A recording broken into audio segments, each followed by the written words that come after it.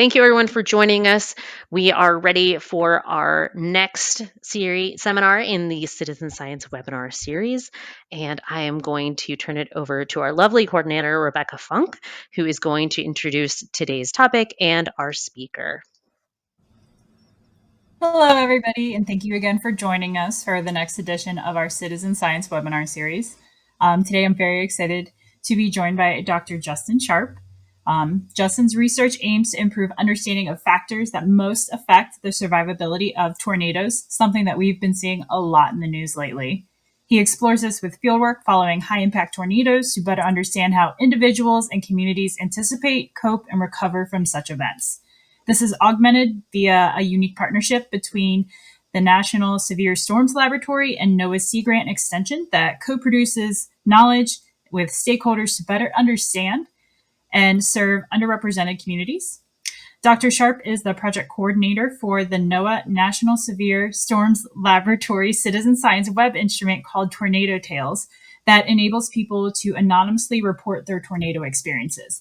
So very relevant to the work that we're doing with citizen science throughout NOAA, as well as very relevant to what we're experiencing during this season. And with that, I'm going to turn it over to Justin. We're very excited for his presentation today. And again, feel free to drop your questions in the chat. We'll be addressing them at the end of the presentation. And with that, turning it over to you, Justin. Thank you. Firstly, just a quick check. Can you all hear me and see me? Yes, we can.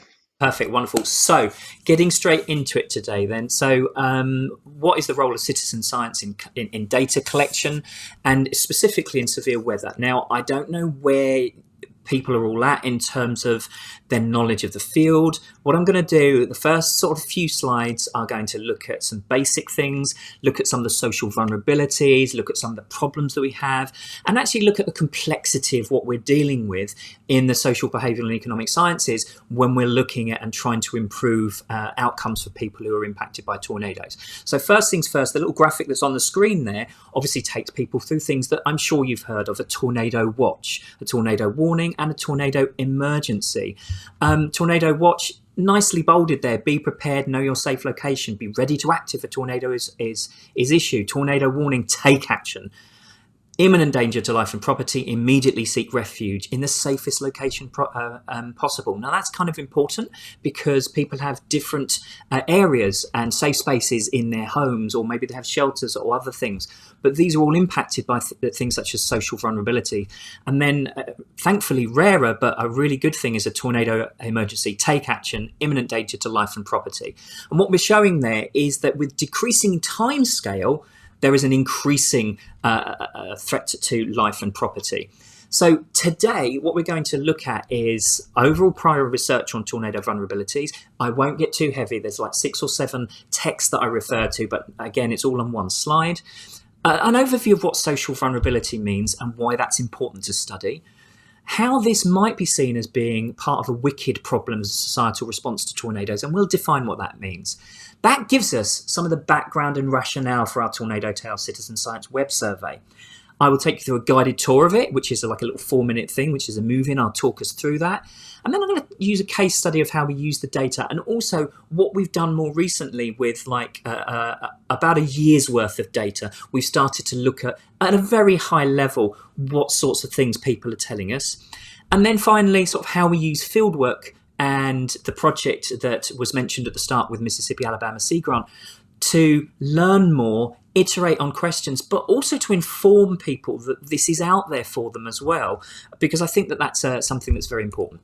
So please don't be frightened by all these references and things like that. But these are some of the highlights from research over the past few years. And one thing I didn't say is that I'm the social science coordinator for a project called Vortex Southeast. And this is based here in the Southeast United States, but it's also expanding to include the rest of the United States. And much of this research has been funded by Vortex Southeast. So one thing to note is that more tornadoes are occurring in the nocturnal hours of outside of traditional tornado season and including therefore in fall and winter. Does this catch people out? Are they not expecting it? Do we need to be communicating those sorts of things? Obviously, that then impacts people negatively, especially those who are vulnerable to tornado threat. And when we talk about vulnerability, we talk about structures that people are in. So we know that mobile manufactured homes are particularly vulnerable to even lower EF scale tornadoes. People are less confident in their ability to be warned at night. Do they have their phone on? Do they have a NOAA weather radio there and plugged in? So, they're less confident that they're going to get the messaging that means that they need to act, especially when it's a warning. And then also outside influence is needed to begin that decision making. Messages must be understood, the potential threat seen as imminent. That's really important. Is it personalised to me? Will this impact me directly? And I think that it's really important that people know and understand those sorts of things. And then where do people get that information from? Is it from peers? Is it from local authorities? Is it both? Those things are important. So really summarising the ways in which all of this is communicated, received by the public, and the protective actions that are available to them is of interest to us. And when I say available to them, because it's not an equitable availability of resources, it's not an equitable availability of information sometimes, it's not an equitable availability of sheltering options for people dependent on some of the social vulnerabilities that we're going to get in now. This is a graphic that was unpublished that I produced when I first came to the lab here. And what I did is I looked at all of the tornado fatalities in the United States from 1991 to 2019, which is when I first started at the lab. And I looked at whether they occurred in a permanent site-built home, a mobile home, whether outside, permanent structure, whether it was unknown or whether they're in a vehicle. And one thing that we can see very, very, stands out quite a lot here is that so many people are perishing in mobile manufactured homes. And I think that that's important to recognise. We went to Rolling Fork in May from the lab. We took a team of people who looked at and spoke with the public.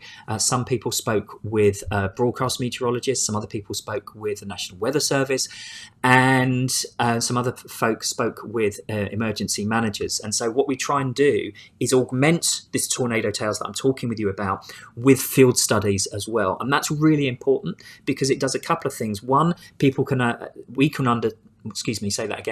people will see what we're talking about.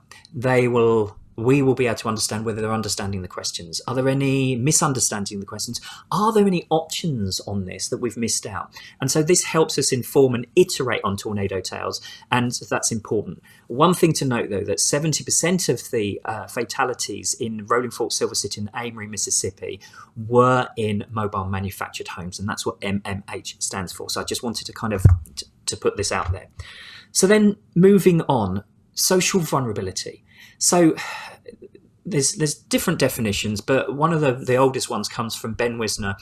The characteristics of a person or group and their situation that influence their capacity to anticipate, cope with, or recover from the impact of the hazard. And that is covering that whole disaster cycle there. And this is where this literature is based. It comes from disasters literature, which of course deals with earthquakes as well, and hurricanes and volcanic hazards.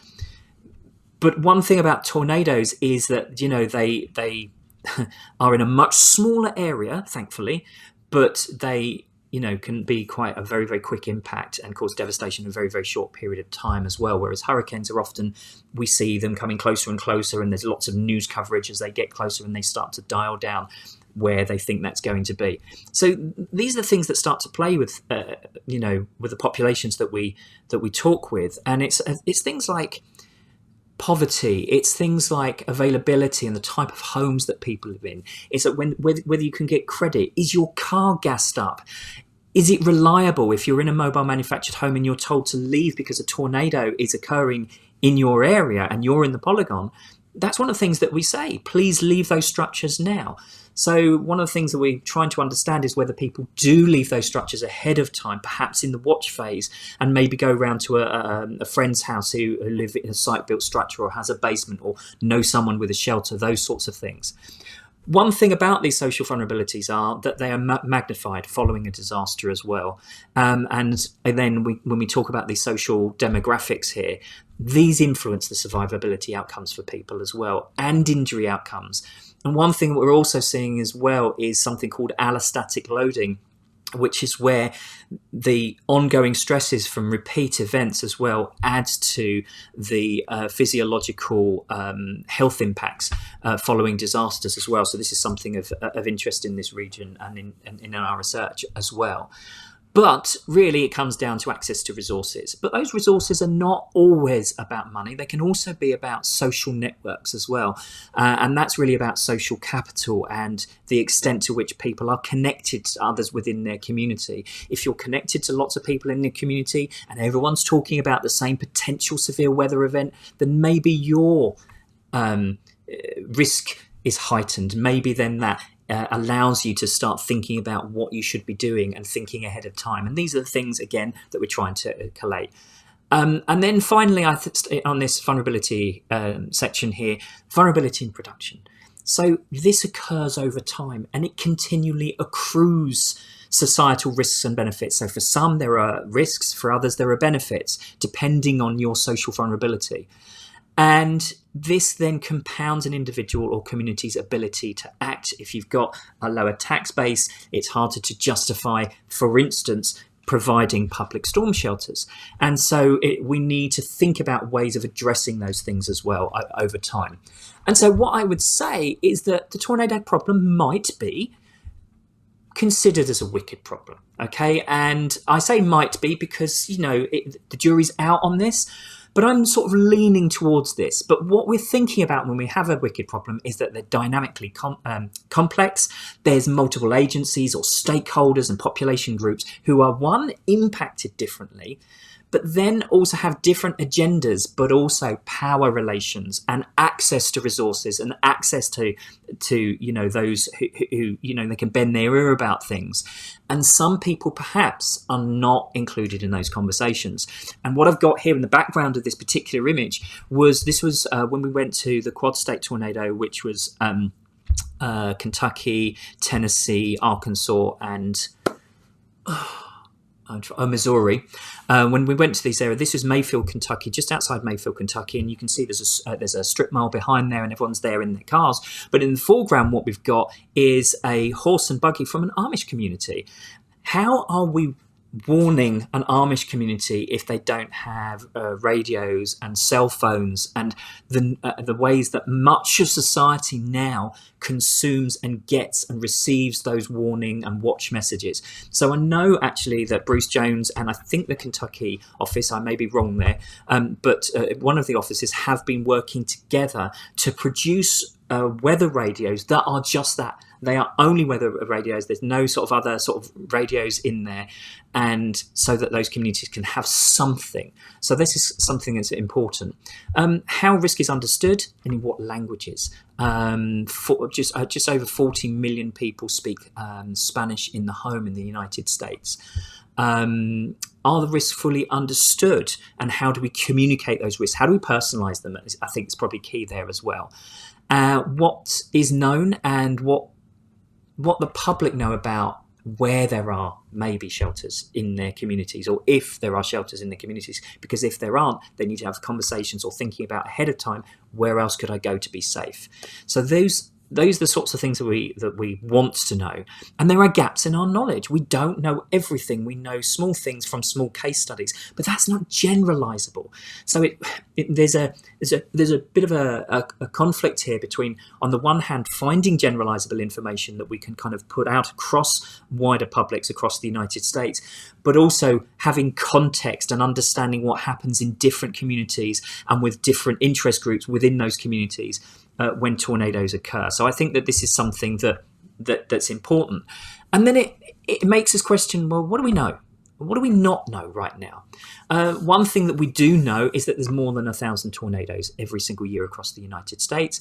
And if we took an average of around about 44,000 households that are impacted, and there's about 2.5 people per household, FEMA estimates 111,000 people are exposed to tornadoes each year.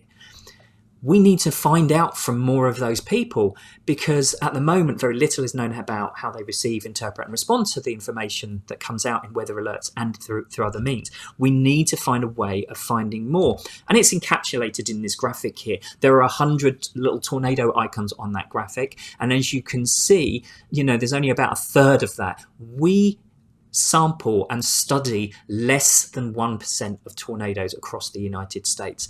And that is something that drove the interest in trying to come up with a methodology and a way of collating data and collecting data. And this is really partially where the birth of Tornado Tales comes from. So with that in mind, that's the background. Thank you for staying with me. If you've stayed with me, if you already knew that, I apologise. If not, hopefully that's opened your eyes to some of the different complexities that we deal with. But tornadoes essentially is a way to collect data from individuals who have recently experienced a tornado in their area, or a storm that was capable of producing a tornado. And on the very front page, and you can not screen grab, but you can take a thing of the QR code that's on the screen and goes directly to that. You'll see we ask that. We say, maybe you were in the area. Maybe you were concerned about tornadoes in your area. So it's not always that people have definitely experienced a tornado, because maybe there's concern about something and, but it didn't produce a tornado. We still want to capture those sorts of events. And some of the things that we ask are things like the day, the time and the location of the event. When people became aware of the threat of tornadoes, that's important. And we started to break this up, by the way, in terms of a few days out, the day before, a few hours, those sorts of things, and to find where people are on that timing continuum when they were first aware, because that gives us an idea about what they were checking, what sources they were looking at, how they were monitoring it, what sort of environmental cues they were taking, what cues from other sources they were taking, and maybe what actions they took as well. And then when they became really concerned, actually, I need to do something, whether that's a preparation, doing something like cleaning out the safe space ahead of time, making sure that the kids have got iPads. That's what I do with my kids, so that it's not a horrible and scary event and everyone's well prepared, making sure they've got bicycle helmets. That's what we use, but maybe football helmets in other places. And then, that's all part of that preparing, responding. And then where did they get that information from? Did they get that directly from us? Was it directly through a wireless emergency alert? Was it something they saw on social media? Was it something that people in the community have been talking about? Was it something they saw on TV? And did they continue monitoring those things? And then looking at demographics over time as well. Here's an example. That's a mobile version to the right-hand side there. But this is the very first page, entering the 5-digit zip code, the date and the time. And we'll go through that in a second.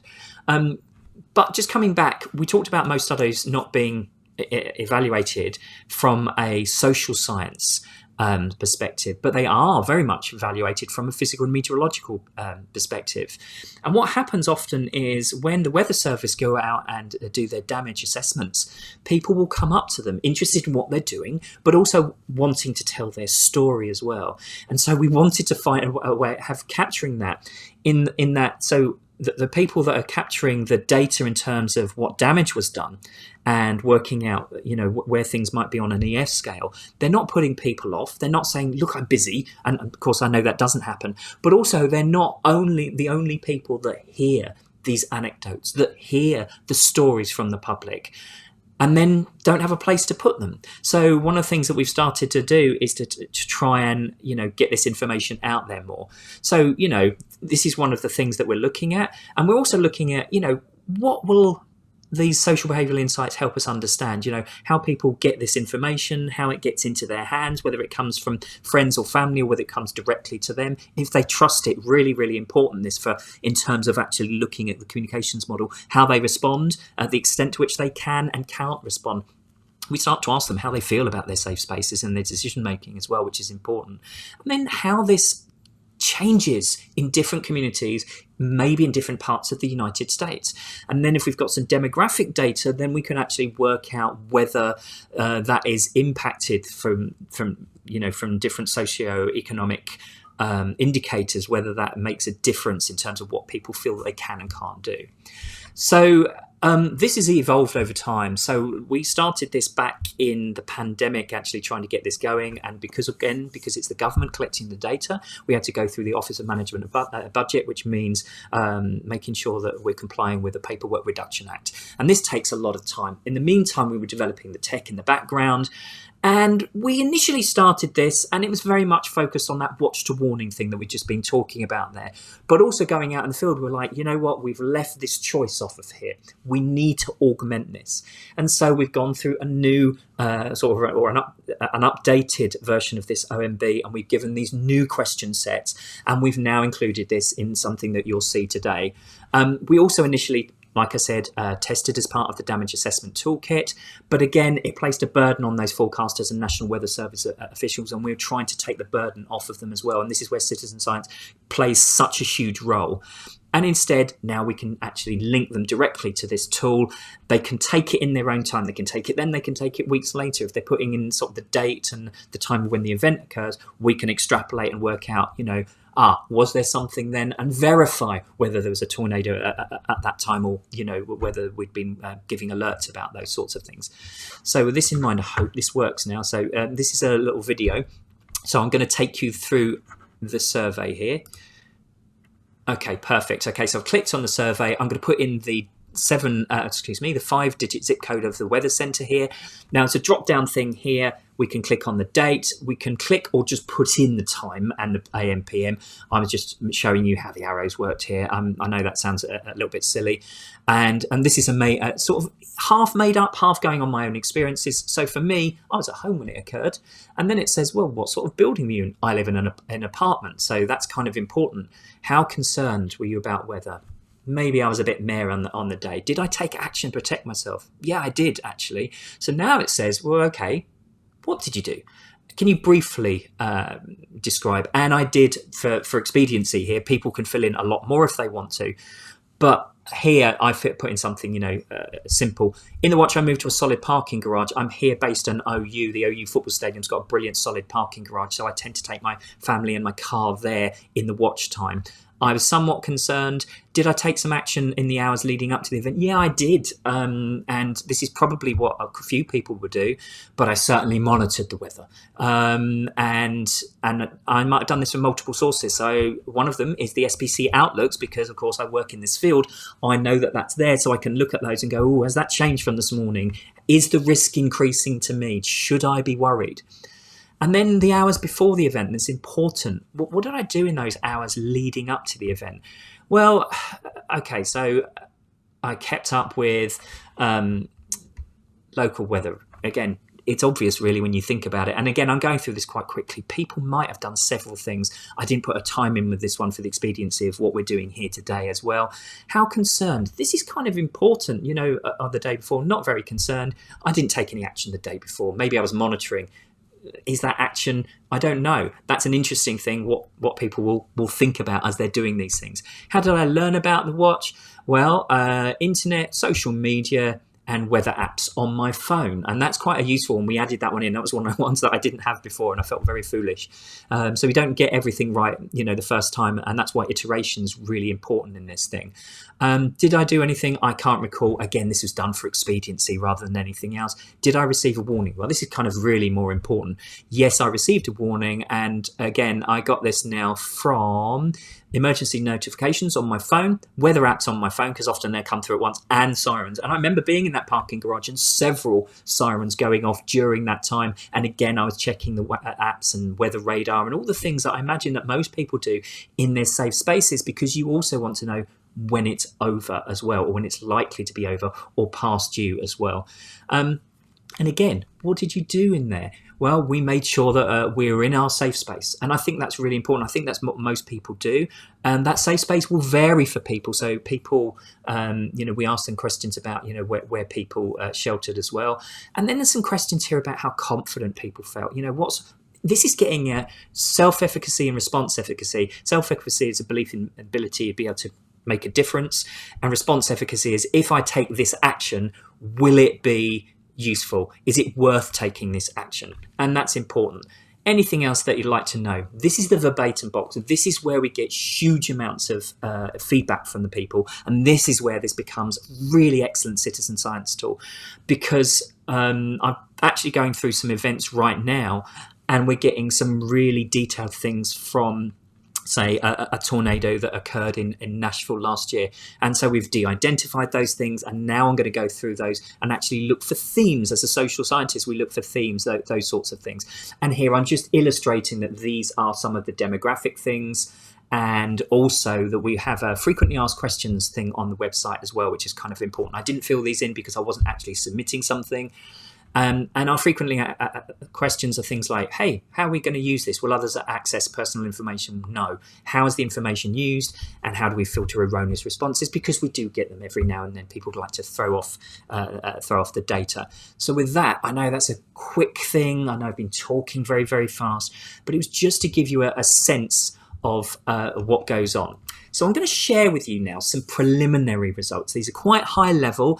I'm not going to talk too much about them, but just to give you a sense of what we're trying to do with these things. Firstly, we recorded from February 1st, 2023 to May of this year, 234 responses. Sometimes, like I said, we have to strip out those duplicate responses or if people throw things off.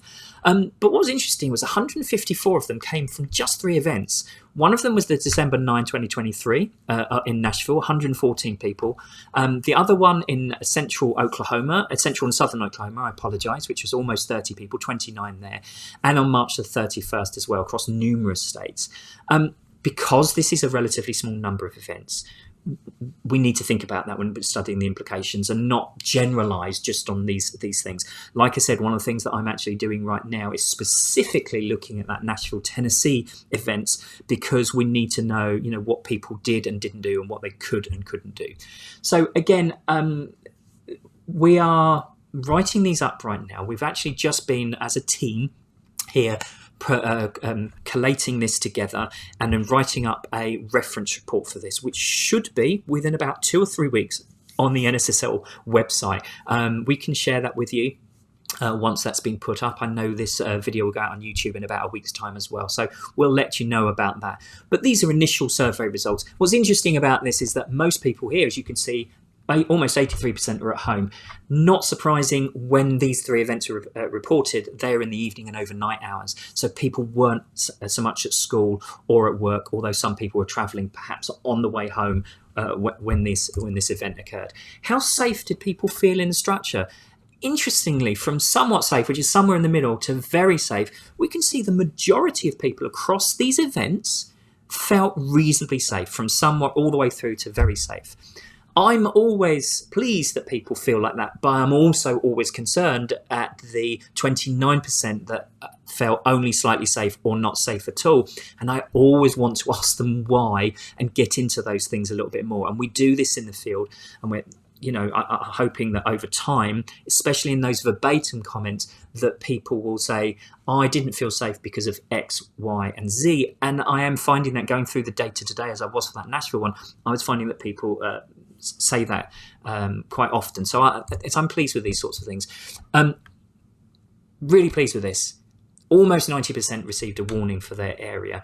I know 11.1% is, it looks bad, but actually, I wonder why they didn't receive a warning for their area as well. That's always a question I want to ask. What sorts of ways do you have of receiving the weather information? But did they perceive that they got those things as well if they were asleep in the overnight one? So these are the sorts of things we try and dig out as well. How did the people hear about this? 25% respondents received it from the internet more broadly, while those that checked other, and this is what's interesting here because we can look at the other things as well, were smart devices such as Amazon's Alexa and various phone applications. I think this may be, as time goes on, as more people have these smart devices in their household, it may be a place where people ask about the weather. I will use the A word for my Amazon device, and then I've said that in case you're listening at home and you have one of those devices. But I will say that, could you tell me the weather? And it will tell me those sorts of things. And more people are saying, actually, do you know what? It said there was a tornado watch for my area, and that made me aware. Or it said there was a tornado warning for my area, or it came through on there. And that's really interesting, especially in this age of people watching TVs or smart TVs, where you tend to watch different digital products from like Hulu or Peacock or Netflix or whatever you're watching. People are not necessarily watching the traditional TV things. Although when we look here, we can see that almost 40%, 39% of people were watching and did get a TV warning from their TVs. What's also, I think, encouraging is that 150 people and almost 72% of our survey here got something on their phones, and that's working. You'll see that these don't necessarily match up because we asked a select all that apply. And so what's also encouraging is that clearly people got warnings from more than one source, and that has been the messaging for years. Please have many places where you can find those sorts of things. And then again, we're asking people how confident they were to protect themselves. Slightly different from structure, how confident that you could protect yourself. This is more of a self-efficacy thing rather than other things as well. So again, we've got a high amount of very confident, moderately confident, but we've got far less of only slightly and not confident at all, which I think is a good thing. Again, as a scientist, I always want to ask people more. So I'm not going to go heavily into all these things. This is important though. What did people do when they got that warning? And again, it's a select all that apply. But the most common thing, moving to that sheltered part of the building or moving family to that sheltered part of the building. One thing to note though is that only 7.2% of people, or 15 people of our survey, moved to a storm shelter. Now, I don't know whether that's because they were the ones that had it and therefore they utilised it, or whether there's other reasons as well. But it's quite interesting. The monitoring one is really quite important. And so it's like, what else did you do in that time? So looking after pets, moving pets, securing livestock as well, those sorts of things, looking outside, monitoring while driving, moving to the basement, which you'd consider to almost be like a storm shelter for some folks, but they didn't consider that to be because of the word storm shelter. So this is quite interesting as well, as unpicking what people perceive when you ask them a question. I'm not going to go through these case studies in a detail, but an earlier iteration, and this is preliminary data, so we've not yet published this in any way. What we did is what we do with all these things: eliminate false reports, make sure they're statistically relevant, and then limit reports to plus or minus a day, because sometimes people can't remember things. These were also evening and overnight events, and this is useful because it gave us an opportunity to actually start thinking about this in the terms of the work of Walker Ashley that I mentioned earlier on about those nocturnal tornadoes. And the reason I've put this in here is because one of the things that I did is worked with a research undergraduate student here, and we took some data and we placed it on a map. You can't zoom far in a map, so you can't say, oh, look, that's Bob's house or something like that. We do protect that data.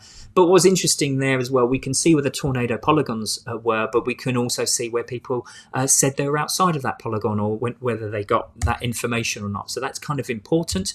And then each one of those, if that person put in a verbatim response, what we did is we stripped out any personal identifiable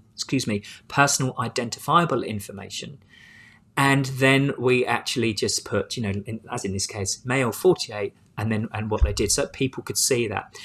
This is a way of thinking about how we might share that data in the future. I'm not saying that we're 100% sold on it, but it was certainly an interesting project for the student to take part in. And it was an interesting way to actually look at this visually as well, for people to visually experience, an event and sharing it. I think what is important about Tornado Tales from a citizen science perspective in particular is the fact that it can act as catharsis, in that people can say and get off their chest about how they experienced that event, but also at the same time, when they see others maybe from their area putting things in and we report out from that, they're not alone in their experience. They're not alone in what happened to them.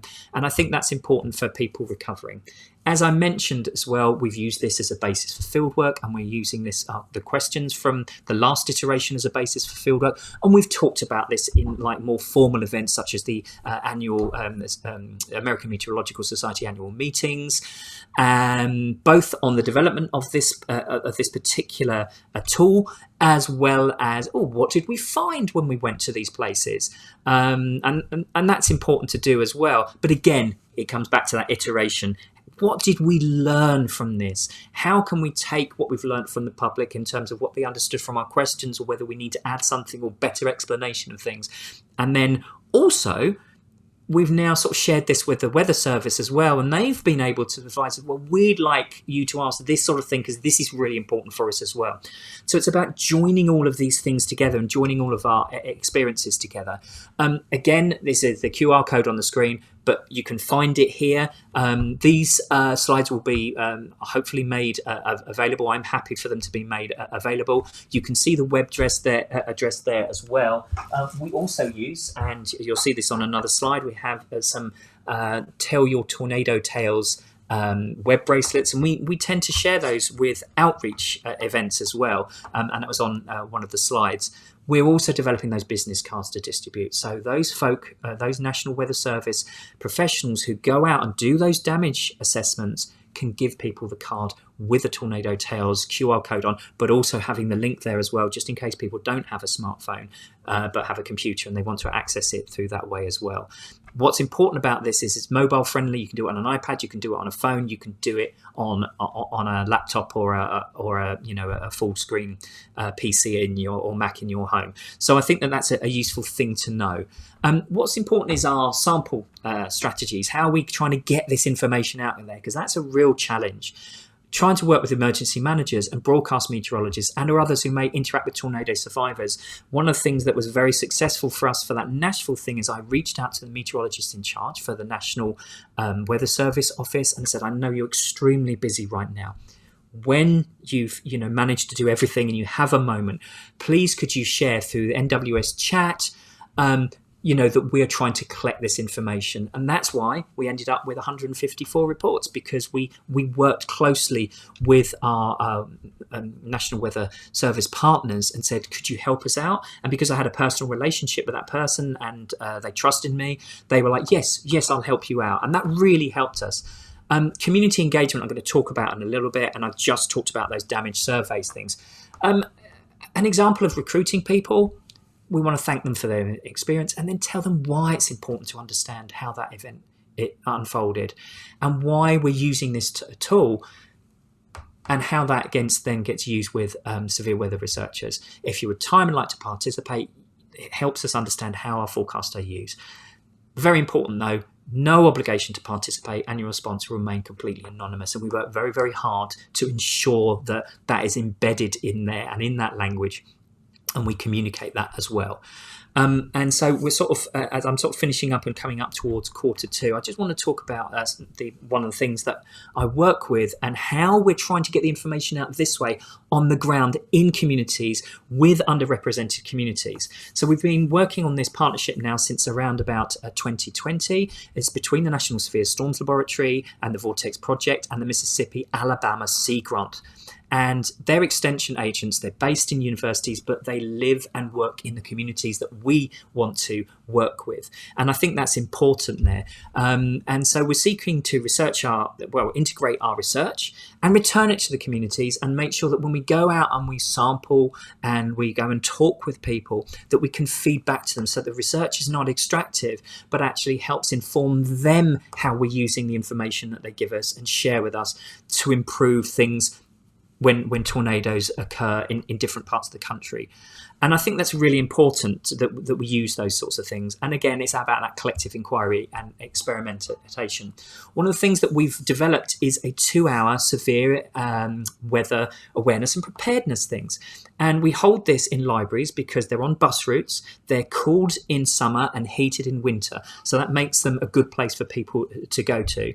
And we see them as learning opportunities for vulnerable populations. We teach them practical things like how to put a go bag together, where you can source source these things from, how you can build it up slowly rather than having a great big financial outlay, how you do CPR, those sorts of things. And the idea is to increase self and group efficacy. But one of the things we've also been doing is actually sharing this with in-service training of teachers and things like that as well. And we got some feedback recently that they were really excited by this because they feel that they get a chance to make a difference. And what they said was, we like being part of the solution. And I think this is what citizen science can communicate and achieve in the social behavioural sciences. I'm not going to go through this. This is for your information. It's one of the things that we do. This is how we split up the modules for those sorts of things and our target audiences.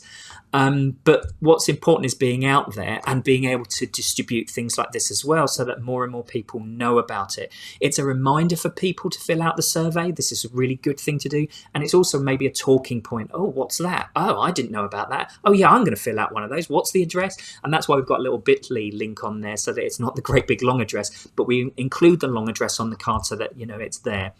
And then one of the things that we did, and this was a collective effort based on working with the Birmingham Weather Office, we'd been out there and done some outreach later the year before, and then coming up was a year's anniversary event of the Selma tornado. And what was wonderful is we worked with the local hospital, local Red Cross, we worked with the fire department, we worked with the Chamber of Commerce, we worked with Mississippi Emergency Management Agency, and all of those places came and had a station in this arts centre, and it was advertised locally and advertised on the radio. And what we got 320 people at the event, because we had someone recording the numbers of people on the doors, and you can see all age groups, but it was important to talk with those people. One of the things that I'm doing is, one, explaining about tornado tales and giving out the bracelets, and two, showing people how you set up your phone to receive that important weather information, to get those wireless emergency alerts. And I'm going to sort of almost finish up on this slide. I love this because I think that this shows how it was really important to the community. One of the things that occurred at that event was an unveiling of a mosaic. And on the left-hand side of the Edmund Pettus Bridge, which is famous for the civil rights era, was that it's a collapsed and broken down bridge. And on the right-hand side, with a butterfly emerging from the bridge, is that resilience and recovery. And what's important about this is that all these bits of china and smashed up bits there were taken from people's homes that were destroyed by the tornado and produced in there. And it's about rebirth and recovery and those sorts of things. It's those sorts of events, it's those sorts of stories that we want to collect. It's those sorts of experiences that are really important for us to understand. Is that messaging getting through? Is it understood? But more importantly, can people act on it? And if they can't act on it, then why? Where are the gaps? Because that can maybe help inform policy locally and more regionally to try and improve sheltering, such as the Alabama Safer Spaces law. So with that, I think I've done that to bang on Q2. These are my contact details should you want to contact with me. I'm now going to hand this back over to Rebecca to moderate any questions. Thank you very much. Thank you so much, Justin. This was awesome. And Rebecca, if you want to hop on screen, so let's move into our Q&A. We did have one question come in during the presentation. So our question, let me show that on the screen here for everyone. Is there a way to control results for limiting how much people's maybe irrational anxieties affect their answers? There's some interesting concepts in that question itself. So irrational anxieties or rational anxieties. People have rational anxieties if they're in a structure that let's say you are in a mobile manufactured home, there isn't a shelter nearby, you don't have access to that shelter, and like I say, the car's not gassed up, the car's not might not be very reliable, things like that. I would say that that's potentially a rational anxiety. I think people would have to really define what an irrational anxiety, But the only way that I can really think about that is that when people are overly concerned and they're in a solid site-built structure. So one thing that we do know is that, if you go to that most internal place in that site-built structure, you have a much higher chance of survival. Whereas those folk, like I said, maybe in apartment buildings who don't have access to shelters and are on, like, say, the third floor, like I was when I first moved to Norman, let me tell you, that made me have some anxiety. And I think it was totally rational to have that anxiety at that time as well. I've now have a strategy for dealing with that as well. Some people do have a strategy for that, but some people don't have a strategy. Maybe they're not very socially connected. Maybe going back to that social networks and social capital, if they don't feel they have that, if they don't feel they have that confidence. So maybe it's a case of understanding what those problems might be or barriers, and then maybe working through another way. But in terms of the actual survey itself, I'm not seeing a lot of that coming through the data right now. I hope that helps. I mean, I know it's a more of a technical question as well, but I kind of, not something we're looking at right now, might be something we look at if it became a statistically significant thing that we were seeing more and more of. Thank you. So our next question, a little bit longer. It's going to take up more of the screen here. But are you working with the National Hurricane Center to get tornado tales from folks that are in hurricane zones? Or do you think the events would be oversaturated by the overall impacts of the hurricane or a hurricane? I mean, that's an excellent question. And I mean, I think about this because of Beryl that's just came through, of course. As it sort of moved onto land, there were tornadoes, I think, coming off of that. And it is something that's there. We found working on the coast, where people are used to, in Mississippi, coastal Mississippi, people are used to hurricanes. They're used to messaging about hurricanes. They're used to thinking about evacuation for hurricanes. And actually, with groups of mobile manufactured homes that we worked with, they still had tarp on their homes and on a local church that we worked with and did outreach with sometime after those hurricanes had came through. It's not something that we've specifically done, but you've also made me think of something else that I think is really important. Those people in those zones, in those hurricane zones, certainly in Mississippi, have taken to having fortified homes.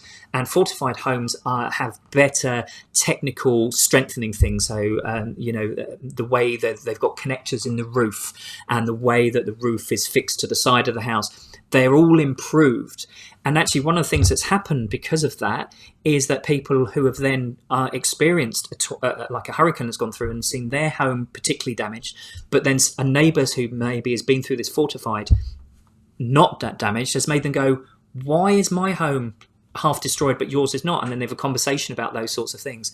So I think there is an opportunity there. But you're right, potentially, that there is also an oversaturation of information. And actually, particularly when a large hurricane makes landfall somewhere in the United States, obviously the main priorities are dealing with, those rising storm surges and things like that. And perhaps it's not the time to introduce sort of tornado tales into that, but it might be something that we could follow up X number of weeks afterwards, potentially. Yeah, thank you. Thank you, Justin. As it seems that tornadoes I'm in Maryland. Tornadoes have kind of moved over this way and gotten a little more frequent in our area. Are you also moving out of that kind of Norman down to the coast area and spreading across the country? Yeah, that's a wonderful question. And yeah, so when this initially started, like I said, it was this not just this project, but the work that I do was Vortex Southeast. Well, that's actually changed recently to become Vortex USA. So we are always interested in those things, and we will be trying to change and have these programs elsewhere. What we've been doing by concentrating here in the Southeast is actually looking at those nocturnal events, looking at the social vulnerabilities that there were. But also that training that I just talked to you about that was going on in those libraries from another project that we're doing with, but it's all connected. This is the whole point, that there's synergy and there's kind of a strategic overview here. So on the one hand, we're collecting data through tornado tales. On the other hand, we're going to the field and collecting data. But we're also working with communities and trying to return some of that data to the field. But where we've got to now is we're going, okay, we've almost hit saturation point and we're almost too popular. What we need to start doing is a train the trainer program for those severe weather awareness and preparedness things. So that will go out there as well. One thing to mention about tornado tales, it is for anyone within the United States who, like I said, is experienced or was worried about a tornado occurring where they were and maybe were warned about it or under a watch or any of those sorts of things. So we don't, although I was talking about the Southeast, that Southeast work will hopefully inform and grow over time and become self-sustaining. And that's one of the ideas that we're trying to do with that. I hope that makes sense. That did. Thank you. So our next question, what can tornado tales do at a neighborhood level? Also, what do you need to advance your immediate goals? So I'm going to start with the second bit first. What do we need to advance our immediate goals? We need people taking this survey. We need it out there. We need it publicised. And this is what we're trying to do. I mean, it's not through want of trying. And we've tried different strategies over time. And we think we're getting closer with our strategies right now. But actually, we need you. We need you, if you're interested in this, to say how you can do this. And I'll give an example. Someone reached out to me from next door when there was some tornadoes up in the Chicago area. And they said, hey, we know about this. We'd like to advertise it on our Nextdoor app. Can you write like a little small highlight of what this thing is? And I just gave them a really short paragraph. They put that onto the Nextdoor app and it got into the community there. And we saw about 20, 30 responses from that. So that's it. Could you remind me the first part of the question again? I apologize. Oh, it was the neighborhood level, right? Yes? Yeah, neighborhood level. Sorry, let me put that back up. No, it's fine. So this is the neighborhood level. I mean, like, you can't get more neighborhood level, I guess, than a person, an individual. And this is what we're trying to do with this, is say, hey, listen, we've got this survey out there. We'd really love it if you could fill it in, because it helps us understand how you received and acted upon the information that you got and whether you couldn't act on that information. Certainly, we would like to work with voluntary organisations active in disasters, or VOADs, who are often linked to churches and faith groups and things like that. I think that's important to get out there. I think one of the biggest challenges that we face is that if you look at this, some people might perceive it as a government collecting data. And we're not collecting data for the sake of collecting data. We're collecting data to try and improve what we do and how we issue things and how we get that information to the right hands. And if there are variations by region, do we need to tweak the messaging for those different things? Because potentially we do. I'm not saying that we definitely do, but potentially do. And the more information we get, the more kind of tornado tales that we get and the more verbatim reports, the more we can actually understand what people are doing and when they got information, or if they feel that they didn't get information or don't remember getting information, and how that impacted how they were impacted. Does that make sense? I think so. Okay. And I think that is our last question that I'm seeing right now. So I will ask Rebecca, did you have any questions for Justin? I actually do. You've mentioned working on trainings, training the trainers, working with churches and libraries. What other community centers, hubs, how do you find volunteers? How do you engage with them? Well, for yeah, it's a good point. So a couple of ways. One is media partners are always very important with this. And so obviously reaching out to local broadcast meteorologists is important. If you've got, or that you can have a personal relationship with them. So that one that I said about Nashville, I happen to know the meteorologist in charge there, and I reached out to her and she knew me and had worked with me. So that enabled that trust thing. And I said, could you put it in, to your broadcast meteorologists in the area, but also put that in the National Weather Service chat so that people could see that. And I saw the email that went out because she CC'd me on it. And I don't know what was more important there, but it all worked together. So I think sometimes having, these personal relationships is important. So, if you're on this call or you're watching this call at a later date and you're in those positions, then please share this, because that's the only way that it occurs. And one thing I will say is that whenever I've gone out into the field and talked with people, people trust their local broadcast meteorologists so much. And so if we can get it into their hands shortly after an event has occurred, then that really helps us with getting almost perishable data to be not perishable, because that is always one of the dangers and things that we're worried about. And I would say one of the things that I perceive as a weakness right now, and something that I genuinely want to work on, and that's why that Mississippi-Alabama Sea Grant partnership is so important, is working with underrepresented and socially vulnerable groups. Because I think sometimes we do tend to get a lot of information from people who are already weather salient, already weather aware, and that's good. But we want to get responses from people who maybe aren't, or maybe felt that they couldn't get in that safe space, or have a safe space available for them. And then returning to the person's question earlier on about, how people feel about their actions. Did they have good self-efficacy beliefs or not? And how does that impact them over time and create this allostatic loading, which have these physiological health impacts as well as mental health impacts? Fantastic. Awesome. Okay. I don't think there are any other questions. My final one is, a little bit lighthearted, but Justin, are you going to see the new Twisters movie? 100% yes. As to when, I don't know, because I have I have small children at home. I have an 8-year-old and a 4-year-old, and there was a showing here last night, and I didn't get to go to it because it was my son's birthday, and the day before that it was my wife's birthday. So I'd say feel more sorry for my poor wife, who was in labour with our child. Sorry, I apologise. On her birthday 8 years ago. So yeah, I definitely want to go and see it. I think it's going to be of interest. So I can hear you giggling in the background there, but Yep. yes. So sometimes personal interior home life clashes with our desires to have kind of a social life. But yeah, it's definitely something I want to see, and whether I'll see it at the cinema or whether I'll have to wait for it to come out on some streaming platform, I don't know. No, thanks for answering that. I thought it was an opportune moment talking tornado tales. Rebecca, what is our next lineup on speakers for the Citizen Science Seminar Series?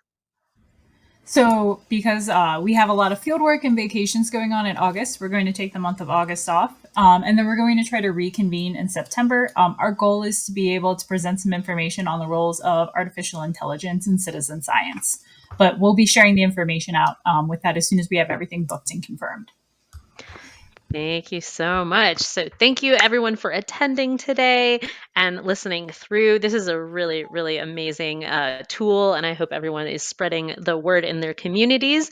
Thank you, Justin. Thank you, Rebecca. Everyone, stay safe and cool out there, and have a wonderful upcoming weekend.